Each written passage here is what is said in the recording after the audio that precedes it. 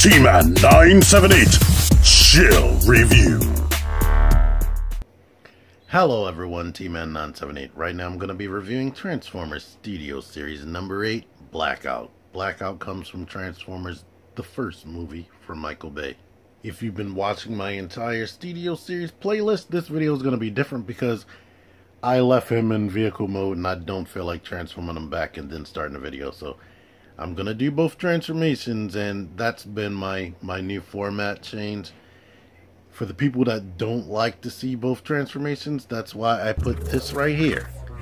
Whatever you don't want to see, you can skip to that timestamp, and once you see what you want to see, you're free to go. Here's the packaging. I like the packaging. There's his number right there. Here's the back of the packaging. It says 46 steps. I don't really feel like it's 46 steps, but yeah, it might be. And here's this side of the packaging. Here's his Desert Base Assault backdrop right here. If I remember, I'll put him on that in robot mode when I get there. He comes with the instructions. He comes with a little Scorponok that's stored under here. And this thing right here is considered to be an accessory as well. It's mostly for his robot mode, but you'll see it in robot mode. For the people with good ears, you heard something fall. My Scorponok has a problem where these little tabs right there, they're kind of pinched. So this arm just completely always just falls off. Like right here, you can see they're spread out, but they're closed in. I guess I can open that and try to wedge something between. You know, I'll wedge something in there. That'll save me some trouble. But Scorponok just has this articulation right here. The claws don't open or nothing, but they're molded in such a way where it looks like a spirally type thing right there. It's painted nice or decent enough anyway. The tail is articulated at these 2 points, and the legs aren't articulated. It looks like this from the bottom. Maybe you could put a stand port right there. I don't know, not your typical stand port, the small stand ports, but that looks like a 5mm peg. In fact, let me see. Yeah, he fits on that. So maybe they designed that so he'll fit on this in robot mode. Here's what Scorponok looks like next to Bumblebee. You probably would want him to be bigger than this, I don't know. But if that's good size, that's good enough for me. For comparison's sake, here he is next to another leader class figure, or former leader class. This thing will probably be supreme by today's standards anyway. But he is taller than Blackout and heavier because there's heavier plastics and batteries and electronics and stuff in there. You saw him spinning all around and whatnot. He has barely any paint apps. Most of the paint apps is this right here, because that's like transparent plastic. I believe that's transparent plastic. It has those logos right there. Like all this should be transparent plastic painted gray. That window is painted, but there's barely any paint anywhere else besides here. So it's cool. It is very, very lightweight. Like a lot of these figures, movie figures especially, do mass shifting where one mode is way bigger than the other mode. This thing definitely elongates in vehicle mode. It looks like this from the bottom, so it's not completely covered up like one of those Zeta Toys deals. And I like the way it looks. My only gripes with it are these panels are very, very thin and lightweight. So sometimes you'll fight to get these panels to lock in. Then when you get that locked in, this one will come out. So you have to like push it, and then it just seems like it doesn't stay. I was able to get it. It's like this right here. It's a little tab that goes up under there. But if it's not just quite right, it'll come loose, and that bugs me, I'm not gonna lie. The propellers spin, but not that much. It's like they wanted to make sure that his robot mode didn't get annoying because these hang off the back. This one spins better than that. So you're good to go with that. So he looks good. He does what he does. He has these wheels right here. They move a little bit, but they don't exactly like hide. So there you go with that. To store a Scorponok, you would push this tail up like that. Get the little claws like this. Bring him like this. And set him like this. The little shoulders go in between the grooves of that. And then you push this. And it's like the feet kind of help keep it into place. It doesn't stay good, but if you're not too crazy with it, he'll stay up under there. Now, I showed off the port. If you want, you could store him up here. And the propellers do clear that if you'd like. Or if you want to get super crazy, he can still port up here. So, whatever you want to do. Transformation, reverse transformation, I don't know. Pull him from under there. Take this and pull this off. Bend this right here and put that to the side. The propellers. What you need to do, because these propellers all look the same, you need to find that, and you need to find the other side that looks the same. And right there in the middle, it's two round things. When you see that, you know that you can do this with the propellers. Push them back. Move this forward. And go ahead and start trying to get this detached right here from both sides. Get that out of the way. Go ahead and pull this out of there.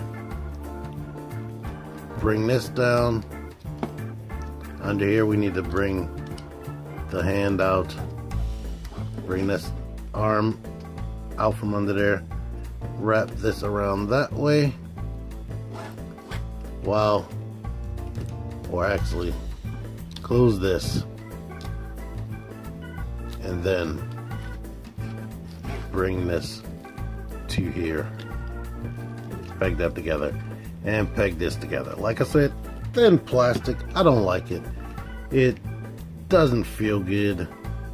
And it doesn't ever feel like it's in place. Same stuff over here. Start detaching this from here. Bring the bicep down. Open the hand up.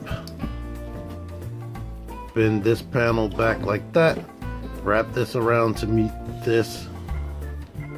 Peg it in and push that. Leave them like kind of dangling to the side for now. Now I guess you could peg it into the side. That's good. It doesn't interfere with anything. Now we can detach this stuff back here. Bring all that down right there.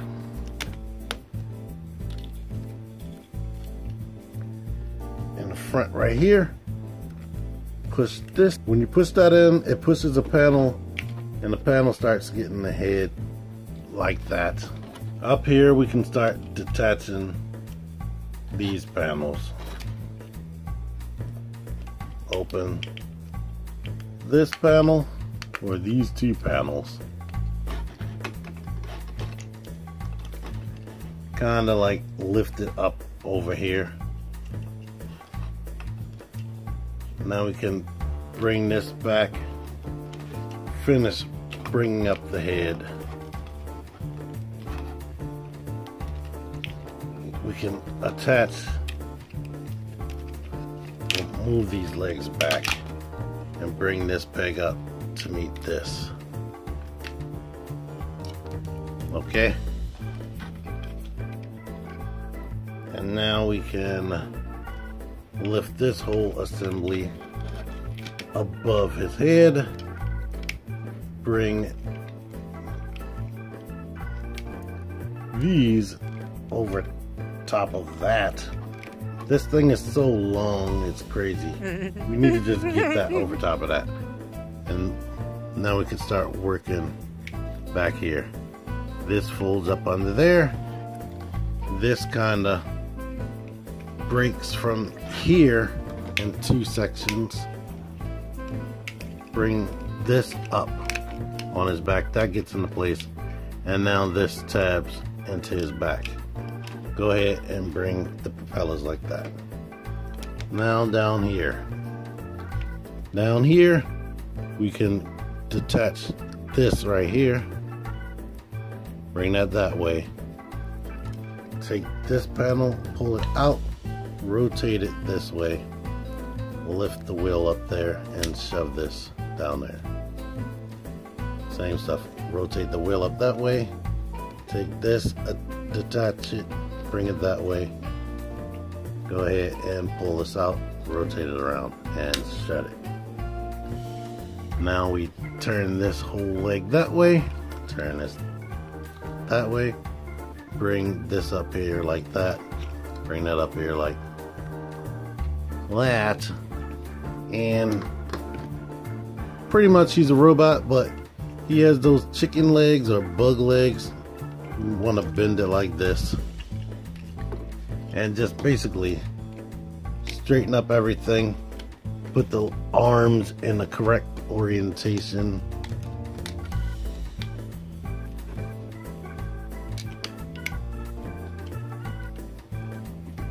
That's the correct orientation.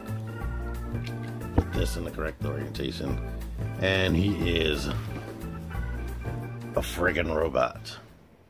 As far as finishing touches, no, Scorponok isn't meant to sit on that, because this is actually supposed to go in his arm, and that could double as a gun and a blade weapon. So there you go. Now I like this dude. He is just clunky and covered in friggin' kibble. The main gripe I have are these arms. These arms, holy moly, this is Zeta Toys level of crazy kibble that they just, I guess, couldn't do anything with. That's unfortunate. Like, this is movie accurate to stick out. My friend the Plastic Addict told me that this is like a refueling thing. Like, it can fuel in the air, so that's what that is for. But I guess you could pretend that it's a gun if you want to. If you want, Scorponok can attach to there.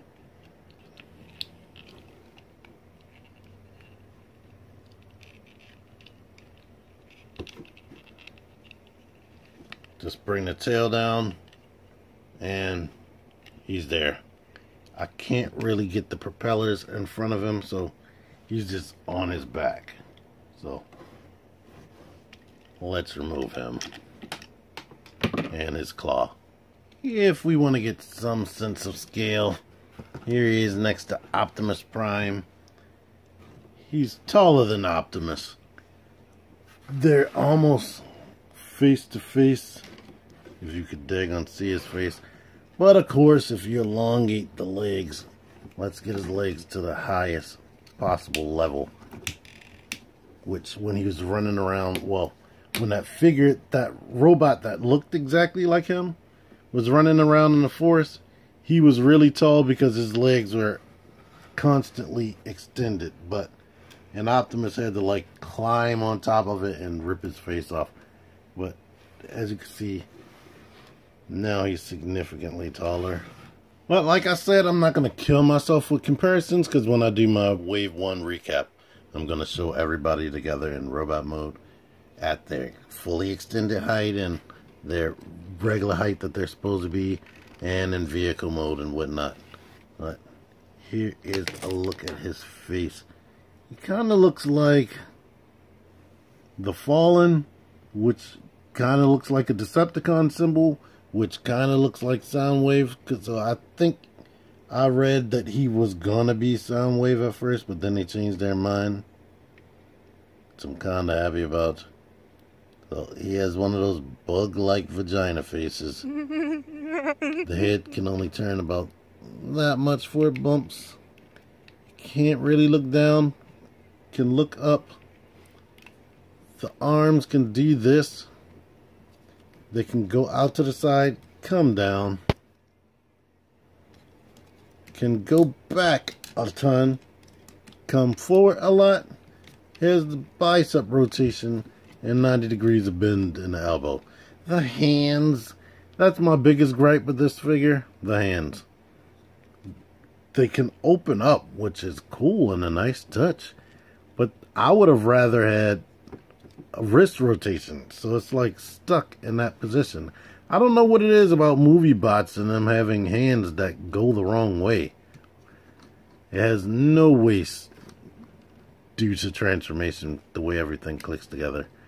This can move out of the way, this can move up, so his leg can kick out, and his hips are on a strong ratchet. They can come back. Let me try to get this as much as possible. Yeah, he can kick up. It's hindered due to the ratchet, and it's bumping up into that. It has a thigh rotation, this knee joint right here, and this knee joint, and it has awesome freaking ankle pivot and can come forward and go all the way back. So the legs are spectacular. It's just these arms are hindered by all this kibble, and the hands don't rotate. So that is a little bit frustrating, but it does look good and looks menacing. If it was made out of a thicker plastic, maybe had more paint and was taller, this could qualify as a masterpiece to me. But the way it feels, it doesn't feel like a masterpiece should feel. But the amount of detail, the amount of detail, the amount of articulation, and the transformation quality, and the way it looks, this could qualify as a movie masterpiece. To show off his good foot articulation, this is his widest stance with both feet flat on the floor. All in all, I really dig him. I just hate that the wrists don't rotate, and I hate all this kibble right there. But if the wrist rotated, it wouldn't matter. His hands look weird. I guess you're not supposed to look at that. You're supposed to just point his little gun, get him into whatever pose. I mean, he's super posable. Whatever action scene you want to create, he probably could do that. If you want, this is capable of moving down, if that'll hinder a fight sequence or whatever that you're creating in your mind. The arms can come in front of the chest like that, so that's good. I'm happy I remember to show that friggin' off. So, you could get him into whatever pose you're trying to get. It's just the hands, the wrists don't re-rotate. Transformation, again. I'm going to pull this off, put that to the side. Elongate the legs. Pull them down like this. Rotate them this way. Go ahead and pull this out right here and rotate it. Shove it back together. Pull this out. Rotate it. Shove it back together. Pull these landing gear out. Take this piece and clip it around this tab. Same thing over here. No, we just leave that dangling. And now I'm going to start working on this stuff, because that seems harder to do.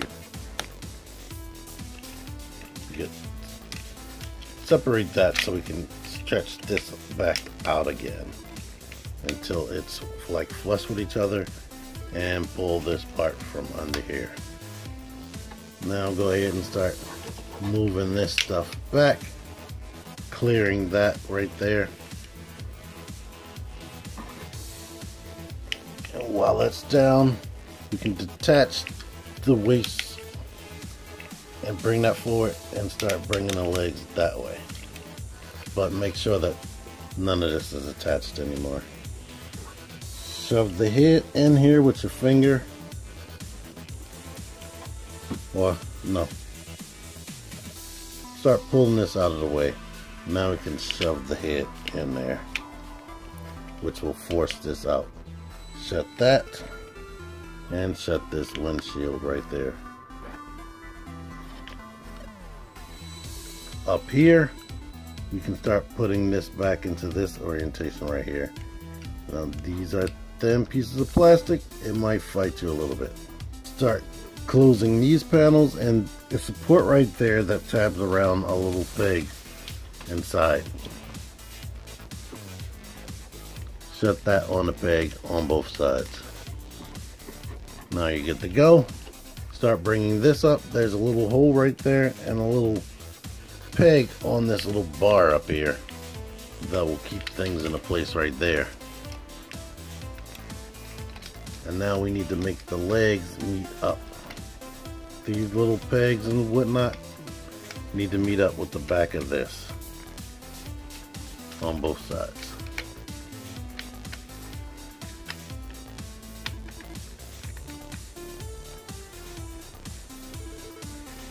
Now the arms, you need to detach them from the side.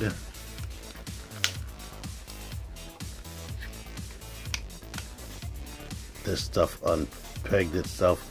You're going to be fixing this probably the whole time. Now we need to start opening or separating these tabs right here. Opening that up, pushing the hand in here. And I just realized when I took the gun off, I pulled this panel off by accident. Sheesh. That's never happened before. Start rotating the arms into such a way. Plug this in, but we need to rotate this around in such a way where we can keep this open while making this meet this, which I'm not gonna lie is a tiny taste difficult. But now we need to get this panel. These should be all the way to the front. This transformation is reminding me of Fans Toys Rouge because of all these panels and floppy parts. Lift that up like that. Try to groove this into here. Now we need to tab this into the side of here.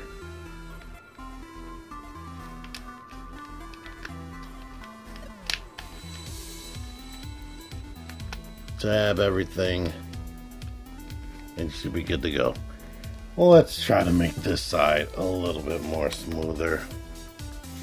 Start separating these panels. Move the hand in like that.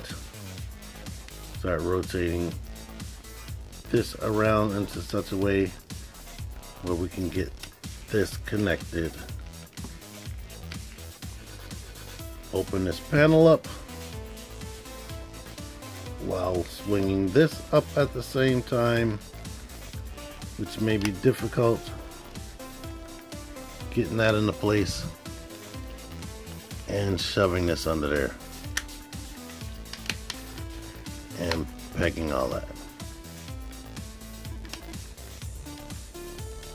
Like I said, these panels you might be sitting around fiddling with it, so I'm gonna worry about that off camera. This, pull that up, shove that into the tail of this copter, and go ahead and just open this up. Bring these from the front to back here. That helps keeps things into place. But like I said, fiddle with these panels until they get good enough for you on both sides. They don't tab into place, and that is my biggest complaint with this copter mode is the tabs don't like to stay together, and this right here doesn't line up as well as I would like. I mean, but I guess like I said, you got to keep fiddling with it until you get it right. But anywho, I like the robot mode, but I hate the things I complained about. I like the copter mode, but I hate those things. You can put Scorponok up in there, but it isn't mandatory. But anywho, you heard everything I complained about and I praised. So thank y'all for watching. Until next time, T-Man 978 Out of here. Join the Syndicate Toy Hunters Facebook group. Link in the description. Click the videos. Click the videos, baby. Click the videos. You should really click these videos. Click the videos. Click those videos, baby. Click the videos. You really should click those videos. Click on them.